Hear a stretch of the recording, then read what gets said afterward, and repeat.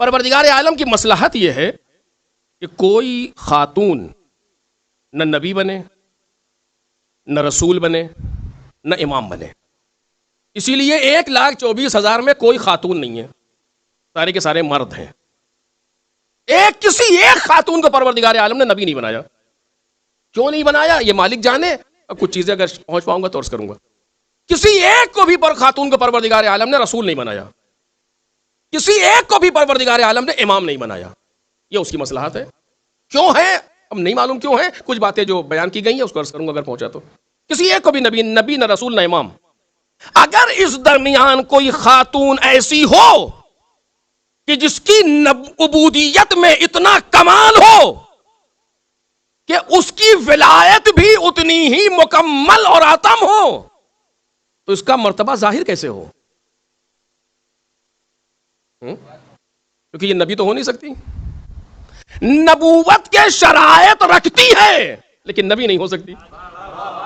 توجہ کیجئے گا. ایک صلوات پڑھیں نا محمد اور آل محمد.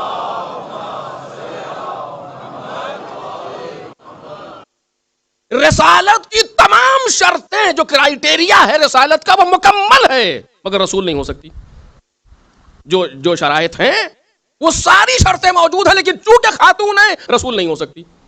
جو امامت کے لیے چیزیں ضروری ہیں، قرب و عبودیت و یہ اور وہ سب کچھ موجود ہے لیکن امام نہیں ہو سکتی چونکہ خاتون ہے. تو اس کا مرتبہ دنیا کے سامنے ظاہر کیسے ہو؟ توجہ کیجئے گا. اس کا مرتبہ سامنے کیسے آئے؟ پتہ کیسے چلے کہ اس کی ولایت میں وزن کتنا ہے؟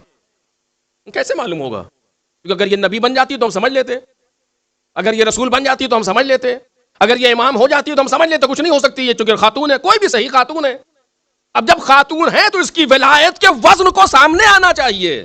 اس کی ولایت دنیا کے سامنے محسوس ہونی چاہیے. کیسے محسوس ہوگی؟ کہ ہم بتائیں گے اس کی ولایت کا وزن کتنا ہے. توجہ کیجئے. ہم بتائیں گے اس نے ہمارے لیے عبودیت کی ہے نا، کہ جہاں امام حسن فرما رہے، کل میں نے آپ کے سامنے عرض کیا علیہ الصلوۃ والسلام کہ ما کانا فی الدنیا اعبد من فاطمہ. دنیا میں کوئی جناب فاطمہ سے زیادہ بڑا عبادت گزار نہیں ہے. امام حسن کہہ رہے ہیں ما کانا فی الدنیا اعبد من فاطمہ. دنیا میں کوئی ان سے زیادہ عبادت گزار نہیں.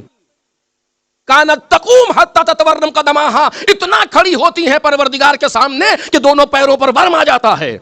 عبودیت ایسی تو اسی کے نتیجے میں ولایت بھی ویسی. لیکن ولایت ظاہر کیسے ہو، معلوم کیسے ہو کہ مقام سیدہ کیا ہے؟ کیا اس کو ہم ظاہر کریں گے؟ اے نبی جب بھی تمہارے سامنے سیدہ آئے